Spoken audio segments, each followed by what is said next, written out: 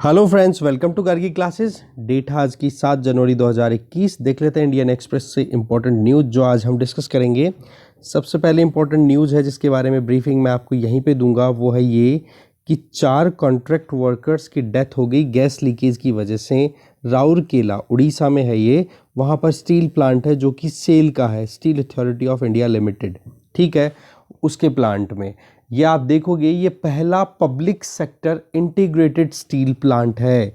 ये आप देखोगे पहला public sector integrated steel plant है। इसके बारे में इस पूरे आर्टिकल में इससे ज़्यादा कोई इंपॉर्टेंट इन्फॉर्मेशन नहीं है। बाकी चीज़ें इन्वेस्टिगेशन बैठाई जा रही है, कमेटी है जिसकी डेथ हुई है, उनके नाम बताए गए हैं।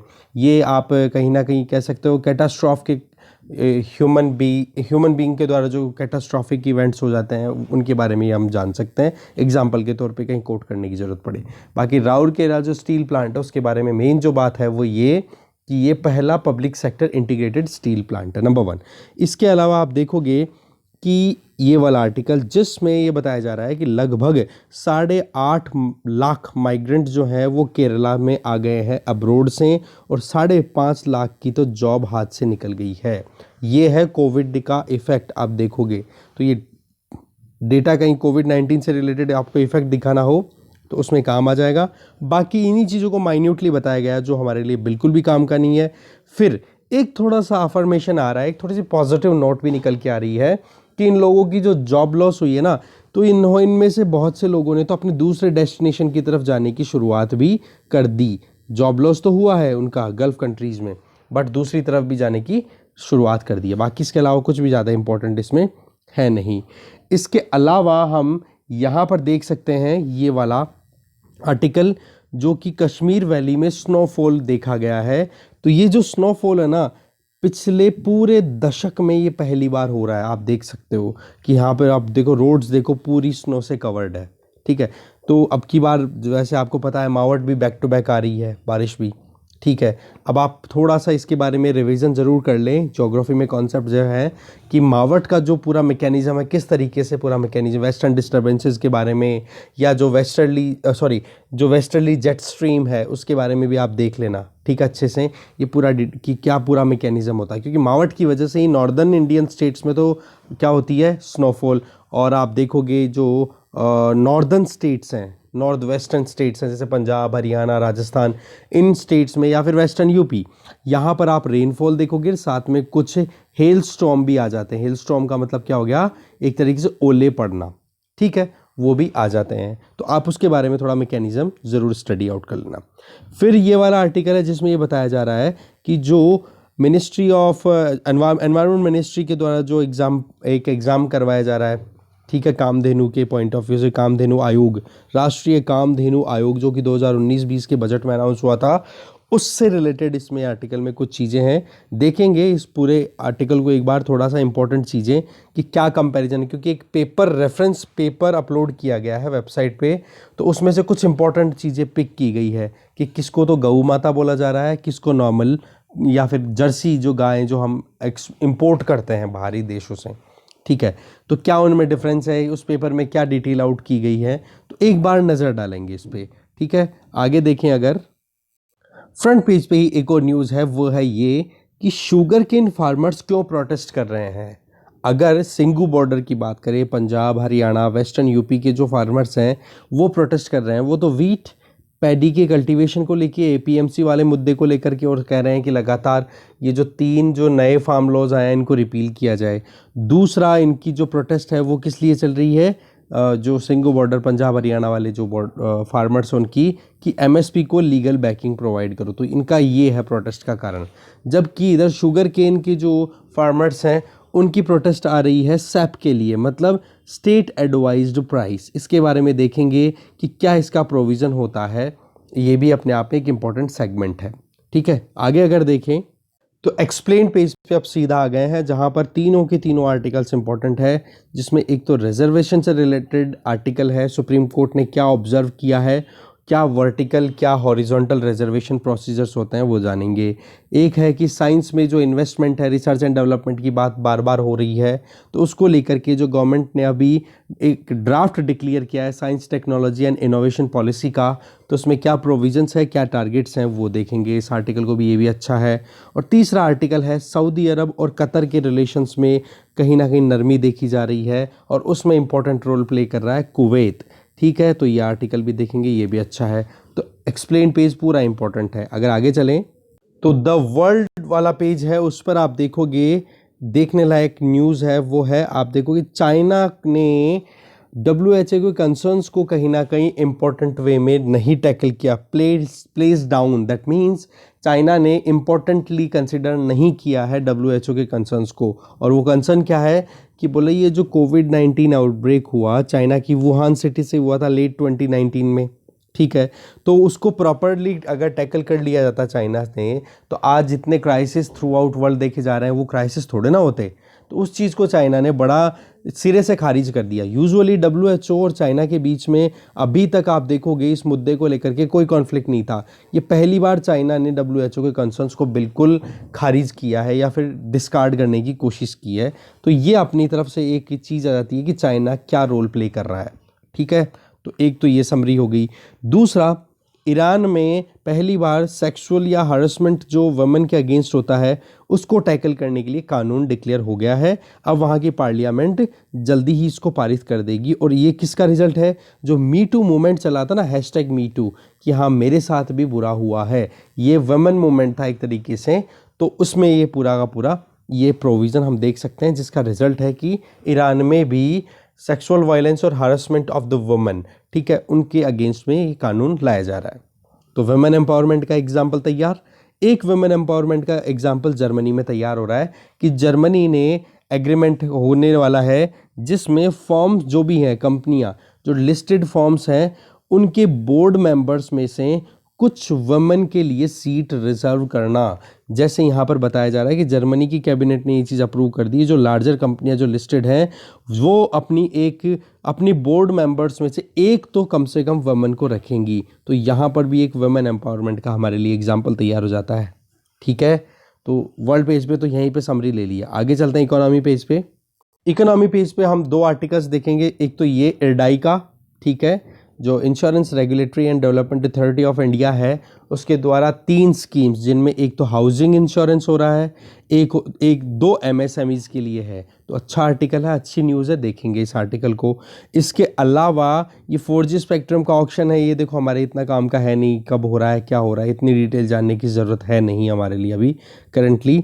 और यहाँ पे ये वाला आज न्यूज़ आई है, नेस्डेक जो USA का जो आप कह सकते हो कि स्टॉक मार्केट है, वहाँ से बहुत ज़्यादा डॉलर्स को निकाल रहे हैं लोग, और उसका फ़ायदा कहाँ पे? सेंसेक्स में हो रहा है। वजह क्योंकि डॉलर की वैल्यू बहुत डाउन जा रही है। इसकी वजह मैंने आपको बताई थी कि जो फिस्कल स्टिमुलस दिया गया था ना USA में, डेवलप्ड कंट्रीज़ में, तो इसकी वजह से वहाँ पर कहीं ना कहीं अट्रैक्शन कम है इन्वेस्टमेंट के लिए।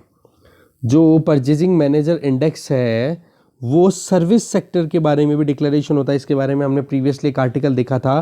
तो दिसंबर में सर्विस सेक्टर डाउन गया है, मैन्युफैक्चरिंग राइज हुआ था जबकि ये डाउन हुआ है। तो वही बात है, कॉन्टैक्ट वाली प्रॉब्लम है कोविड-19 की वजह से।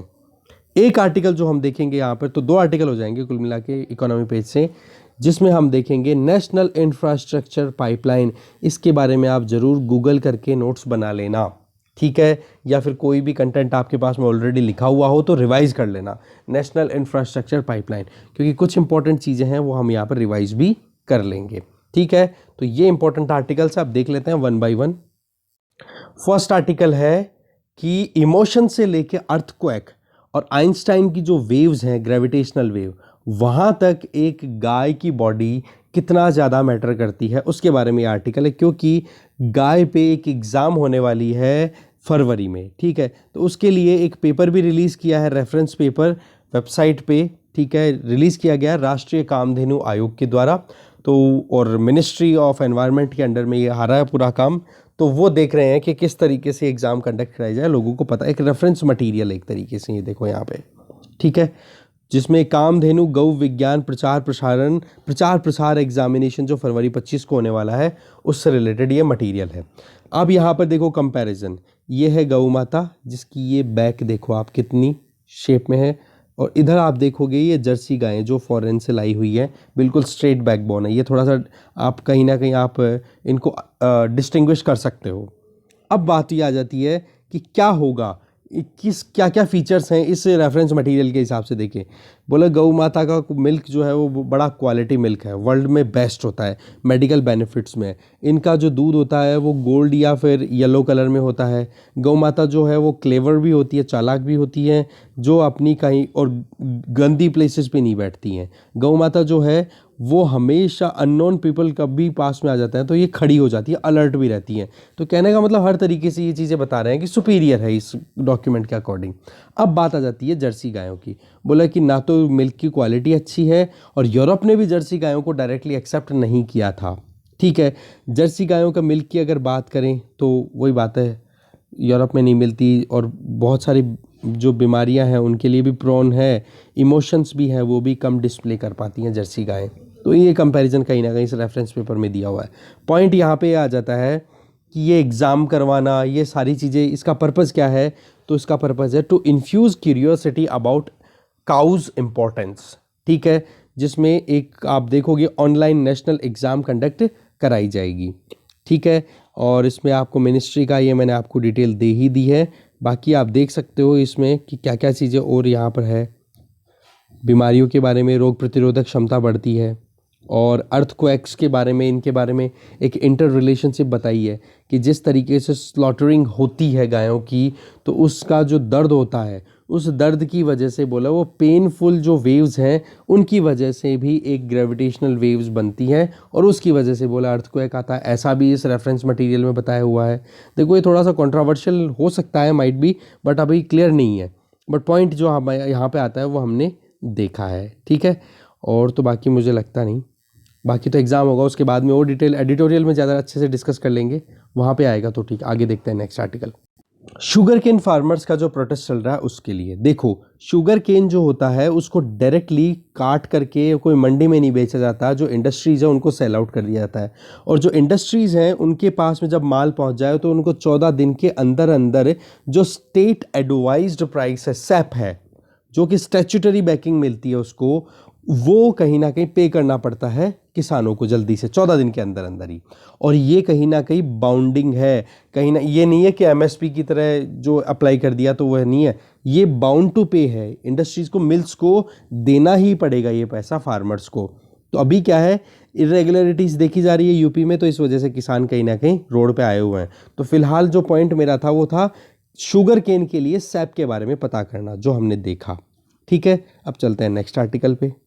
नेक्स्ट आर्टिकल आ गया हमारा एक्सप्लेन पेज से, हॉरिजॉन्टल और वर्टिकल कोटा के बारे में, ये काम कैसे करता है और सुप्रीम कोर्ट ने अभी क्या कहा है। देखो, अभी एक वर्डिक्ट दिया है सुप्रीम कोर्ट ने, Saurav Yadav versus state of Uttar Pradesh की में। ठीक है, इसमें जो रिजर्वेशन हॉरिजॉन्टल वर्टिकल है उस मुद्दे को पूरा हम समझेंगे। देखो होता क्या है वर्टिकल या हॉरिजॉन्टल रिजर्वेशन। वर्टिकल रिजर्वेशन का मतलब हो गया कि जो टोटल सीट्स हैं उनमें एससी की कितनी है, एसटी की कितनी है, ओबीसी की कितनी है, और बची हुई जनरल की कितनी है। तो ये जो डिवीजन है ये तो देखो हॉरिजॉन्टल वर्टिकल डिवीजन हो गया। अब कुछ क्लासेस ऐसी है जैसे कि वुमेन हो गई, वेटरन्स हो गए, या फिर ट्रांसजेंडर कम्युनिटी के लिए रिजर्वेशन आप दे रहे हो, डिसेबल्स के लिए आप रिजर्वेशन दे रहे हो, तो वो इन सभी कम्युनिटी में अपना रिजर्वेशन लेती है। तो इस तरीके से ये हो गया हॉरिजॉन्टल रिजर्वेशन। तो ये कैटेगरी क्लियर हो गई। अब बात आती है कि दोनों की दोनों कैटेगरीज काम कैसे करती है, ये कोटा काम कैसे करता है। देखो, हॉरिजॉन्टल कोटा है ना, वो सेपरेटली चलता है हर एक वर्टिकल कैटेगरी में। जैसे कि एग्जाम्पल के तौर पे अगर 50% रिजर्वेशन वुमेन के लिए दिया हुआ है तो वो हर एक इंडिविजुअल वर्टिकल कोटा में अप्लाई होगी।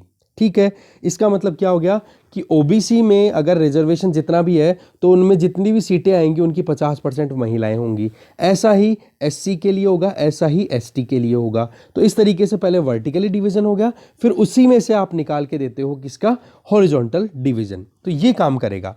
अब यहाँ पर ये आप देख रहे हो एक तरीके की इंटरलॉकिंग देखी हमने, इस तरीके से इंटरलॉकिंग देखी। तो इस इंटरलॉकिंग को किस तरीके से आप काम में लेते हो ये क्वेश्चन कोई पहली बार नहीं आया, बार बार आया है और सुप्रीम कोर्ट ने इस चीज़ को बड़ा क्लियरली कहा है। अब बात कर लेते हैं कि सौरव यादव केस में पूरा मुद्दा क्या है, तो देखेंगे तब समझ में आपको और अच्छे से आ जाएगा। देखो, केस थोड़ा टेक्निकलिटी से रिलेटेड है और ये अपने आप में बड़ा सब्सटेंशियल क्वेश्चन भी है कि कानून वाकई में काम कैसे करता है।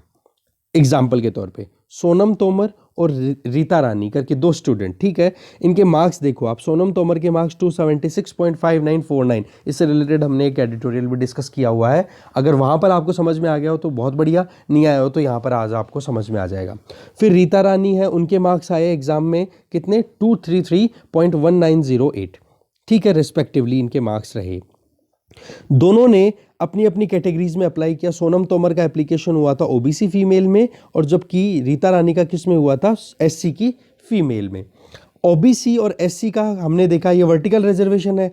अब फीमेल का आपने यहाँ पर दे दिया जो वुमेन का, तो वो हॉरिजॉन्टल रिजर्वेशन, तो पहले तो वर्टिकली डिवाइड कर दो फिर बाद में हॉरिजॉन्टल डिवाइड कर दो। ये सीक्वेंस रहता है हमारे रिजर्वेशन कैटेगरी में। अब दोनों कैंडिडेट जो है वो क्वालिफाई नहीं करती है अपनी कैटेगरी में, अपनी कैटेगरी में, ठीक है। ना तो सोनम तोमर क्वालिफाई करती है ओबीसी में, ना आपकी रीता रानी क्वालिफाई कर रही है एससी में, ठीक है। अब बात आ जाती है कि मुद्दा क्या है। मुद्दा यह है कि जनरल की फीमेल कैटेगरी की अगर बात करें तो जो कि अनरिजर्व्ड फीमेल कैटेगरी है वहां पर भी 50% ही है। वहां पर अगर देखें तो लास्ट जो क्वालिफाइंग कैंडिडेट थी ना उसके मार्क्स थे कितने, 274.8298 मार्क्स। तो यहां पर इसको आप कंपेयर करो इससे 276.5949 से, तो यहां पर जनरल की लास्ट फीमेल जो क्वालिफाई कर रही है वो सोनम तोमर से कम मार्क्स पे भी क्वालिफाई कर रही है। तो ये मुद्दा पहुंच गया कहां पे, कोर्ट में। तब जाके फिर सुप्रीम कोर्ट ने ये कहा कि रिजर्वेशन में अगर आ रहा है सब कुछ, फिर उसके बाद में भी अगर रिजर्व्ड कैटेगरी की जो फीमेल है उनके मार्क्स अनरिजर्व्ड कैटेगरी की फीमेल से ज़्यादा है तो उनको आप रिजर्व्ड ना कंसिडर करके उनको जनरल फीमेल कोटा में ही दे दो, ये कहा। इसको हम बोलते हैं रोस्टर स्कीम। अगर आपने नाम सुना हो तो आजकल तो ये इतना फ्रीक्वेंटली यूज़ नहीं होता, जब रिजर्वेशन आया था शुरू शुरू में तब ये रोस्टर बोला जाता था इसको, कि अगर मेरिट बेस पे देखो तो वो कहीं ना कहीं कंपीट कर रही हैं जनरल कैटेगरी से। तो कोर्ट ने डिसाइड क्या किया है कि उत्तर प्रदेश गवर्नमेंट को बोला कि जिन पर्सन की, वही बात है, हॉरिजॉन्टल और वर्टिकल रिजर्वेशन का जो स्कीम है मैंने आपको डायरेक्टली बता दिया, ठीक है। तो आप जनरल कैटेगरी में ही उनको कोटा को अवेलेबल करवा दो अगर मार्क्स जनरल कैटेगरी की फीमेल से ज़्यादा है, इन दोनों लड़कियों में से किसी की भी।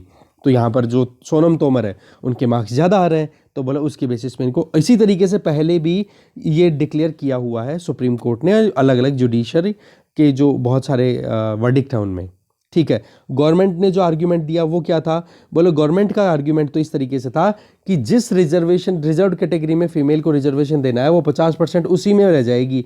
तो यहाँ पर ये हो जाता है कि भाई जो फिर अनरिजर्व्ड कैटेगरी है वो अपर क्लास के लिए रिजर्व्ड हो गई। ये ऑब्जेक्शन वहाँ पर रजिस्टर हो रहा है, जबकि अनरिजर्व्ड का मतलब जनरल का मतलब हो गया कि वहाँ पर सबको एंटरटेन किया जाएगा। बट अगर आप वर्टिकली सबको रिजर्व करके और फिर हॉरिजॉन्टल रिजर्वेशन वहाँ पर अवेल करा रहे हो और उसके बेसिस पे सोनम तोमर को ओबीसी में सीट नहीं मिलती है तो वो जो है उनको आप यहाँ पर एडजस्ट करो जनरल वाली के अंदर, क्योंकि जनरल के लिए ये रिजर्व्ड सीट नहीं है, अनरिजर्व्ड है ये। यहाँ पर तो सभी के लिए स्कोप बना रहेगा। तो जो यूजुअली एक बात आती रहती है ना कि रिजर्वेशन और मेरिट इन दोनों के बीच में कॉन्फ्लिक्ट आ रहा है, बट यहाँ पर आज आप देखोगे कि रिजर्वेशन और मेरिट में एक रिवर्स एक कंपटीशन देखने को मिल रहा है, ऑपोजिशन देखने को मिल रही है। मैं फिर से इसको थोड़ा अच्छे शब्दों में बताने की कोशिश करता हूँ। देखो, रिजर्वेशन को क्या कहा जाता है कि बोले कि जो अच्छा परफॉर्म नहीं कर रहे हैं उनको रिजर्वेशन मिल जाता है तो भी उनको सीट मिल जाती है, जबकि जनरल या अनरिजर्व्ड कैटेगरी के जो स्टूडेंट्स हैं उनको अच्छा परफॉर्म ना करने के बाद में, अच्छा परफॉर्म करने के बावजूद भी सीट नहीं मिलती। तो ये तो रिजर्वेशन के अगेंस्ट में बोला जाता है। बट आज हमने जो एग्जांपल देखा उसमें क्या था कि रिजर्व्ड कैटेगरी की जो स्टूडेंट है उसके मार्क्स अनरिजर्व्ड कैटेगरी के स्टूडेंट के मार्क्स से ज़्यादा है, उसके बावजूद रिजर्वेशन की वजह से वो बाहर हो रही हैं, ठीक है। तो एक मेरिटोरियस कैंडिडेट को सिलेक्शन मिलना चाहिए, उसमें डाउट नहीं है, बट रिजर्वेशन को भी ध्यान में रख के दोनों में एक बैलेंस बनाने की ज़रूरत है, जो कि सुप्रीम कोर्ट ने आउटलाइन किया इस केस में, ठीक है। नेक्स्ट आर्टिकल देखते हैं। नेक्स्ट आर्टिकल है न्यू इन्वेस्टमेंट्स इन साइंस। वैसे इस आर्टिकल को अगर आप पढ़ो तो अच्छा है, ठीक है। देखो, अभी क्या फिलॉसफी है इस पूरे जो नई ड्राफ्ट पॉलिसी बनाई गई है। देखो मेन चीज़ यही है, एक तो बॉटम अप अप्रोच यूज़ की गई है इसमें। पहले तो क्या था, सेंट्रल गवर्नमेंट प्लान बना देती थी और उसको फॉलो करना होता था नीचे वालों को, बट अब की बार ऑब्जर्वेशन बेस्ड ये सारा काम होगा। स्ट्रेंथन करना है पूरे इकोसिस्टम को, ह्यूमन कैपिटल हमारे यहाँ पर बनानी है, ठीक है। फुल टाइम इक्विवेलेंट रिसर्चर्स बनाने हैं, तो ग्रोस डोमेस्टिक एक्सपेंडिचर जो है रिसर्च एंड डेवलपमेंट पे GERD वो भी इंक्रीज करना है। इससे क्या होगा, हम जो टारगेट कर रहे हैं ना आत्मनिर्भरता का, वो हम अचीव कर पाएंगे। अब बात ये आ जाती है, ये जो फ्रेमवर्क है ना, ये ओपन साइंस फ्रेमवर्क, इसका क्या मतलब है, इसके बारे में हमने देखा था कि वन नेशन वन सब्सक्रिप्शन होता क्या है। इंटरनेशनली बहुत अच्छी अच्छी रिसर्च होती है, उनसे रिलेटेड जो पेपर्स हैं वो पब्लिश होते हैं महंगे महंगे जर्नल्स में, और उनकी अगर एक्सेसिबिलिटी चाहिए तो उसके लिए लेना पड़ता है सब्सक्रिप्शन और उसके लिए पैसा देना पड़ता है। तो लगभग लगभग 1300, लगभग ये देखो 1500 करोड़ रुपए खर्च होते हैं हमारे देश में एस्टिमेट के तौर पे अगर देखें, तब जाकर के उन पेपर्स को एक्सेस कर पाते हैं हमारे रिसर्चर्स।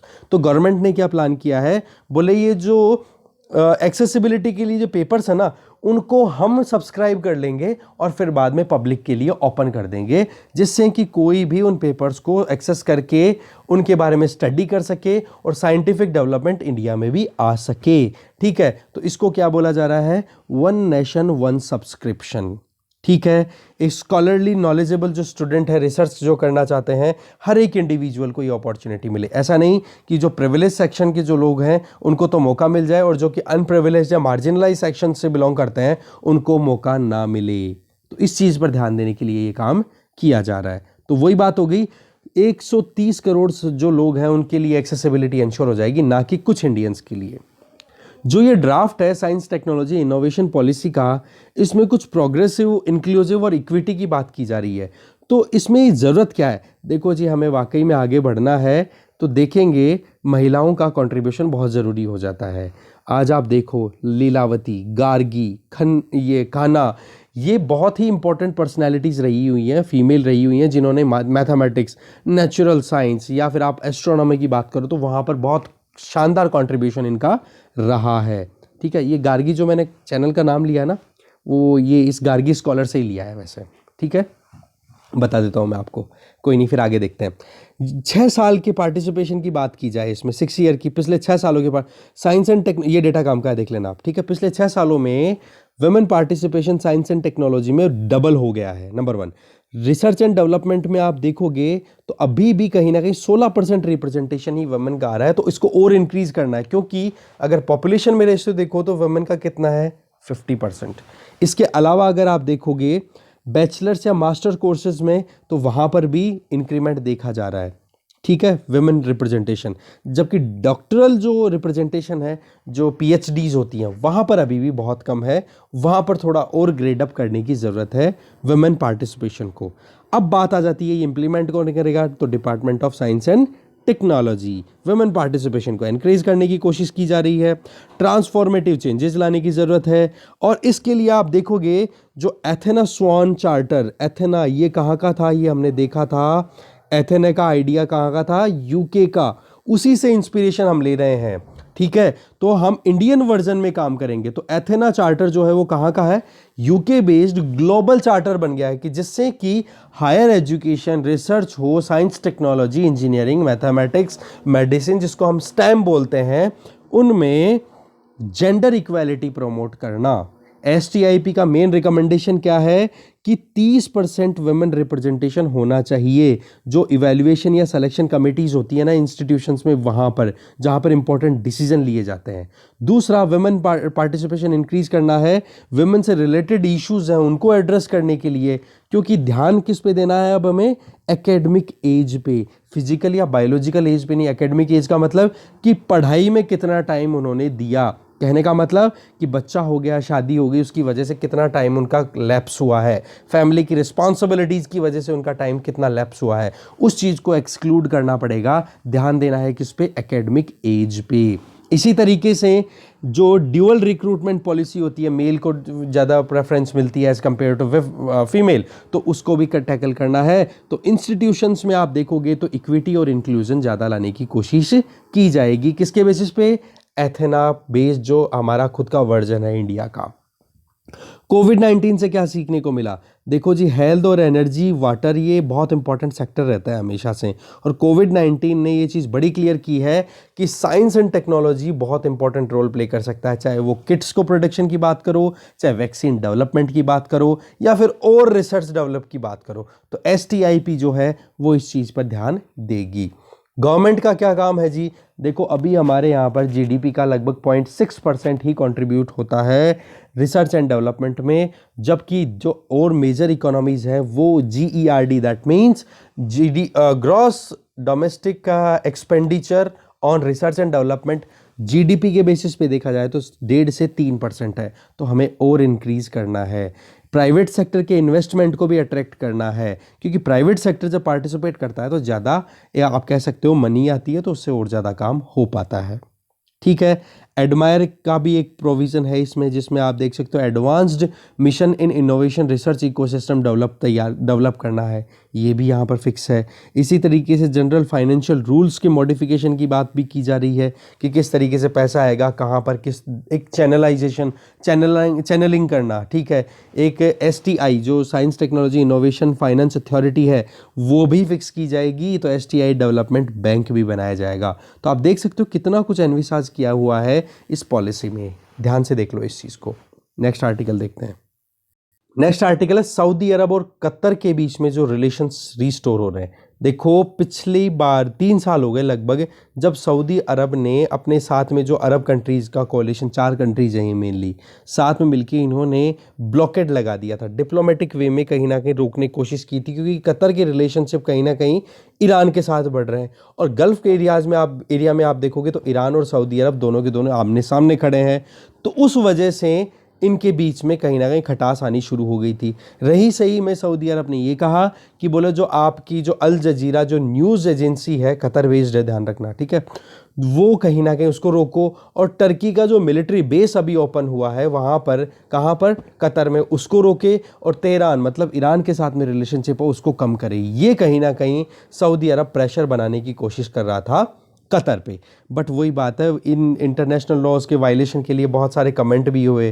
तो जो कंट्रीज़ है ना, ये अरब कंट्रीज़, इन्होंने एक तरीके से खुद को दूर करना और कतर को ब्लॉक करने की कोशिश भी की। बट कतर ने फिर वही है, अपनी तरफ से पूरा काम किया। देखो, कतर पिछले 4 दशकों में ही कहीं ना कहीं हाईलाइट होने लगा है, जब से नेचुरल गैस का आप देख सकते हो कंजम्पशन बढ़ा है। ठीक है। कतर के पास में क्रूड ऑयल से ज़्यादा स्टोरेज किस चीज़ की है? Natural gas. और ये चीज़ इन्होंने डिक्लेयर भी कर दी है कि अब से हम जो मेन फोकस रखेंगे वो नेचुरल गैस पे ही रखेंगे। फिर आगे बात आ जाती है ईरान के साथ रिलेशन की, वो हमने बात कर ही ली है। और इसमें मेन काम कौन कर रहा है? मेन काम कर रहा है कुवैत। बाकी देखो, डोनाल्ड ट्रंप ने भी अपनी तरफ से बहुत स्टेटमेंट दिए हैं, कतर को पैसिफाई भी करने की कोशिश की है, तो क्रिटिसाइज़ भी किया है। वो चीज़ें देखो पॉलिटिक्स से इतना हमारे काम की नहीं है। पॉइंट यहाँ पे आ जाता है कि सऊदी अरब और कतर के बीच में रिलेशनशिप थोड़े से नॉर्मलाइज होने वाले दिखाई दे रहे हैं। ठीक है, चलते हैं आगे। फिर आ गए हम इकोनॉमी पेज पे, जिसमें insurance regulatory and development authority of India ने अभी स्टैंडर्ड्स रोल आउट किए हैं कि किस तरीके से होम इंश्योरेंस पॉलिसी काम करेगी। तो इसको बोला जाएगा भारत गृह रक्षा। ये ध्यान रख लेना, भारत गृह रक्षा, जिसमें जनरल जो होम कंटेंट है उनको कवर करने की बात की जाएगी।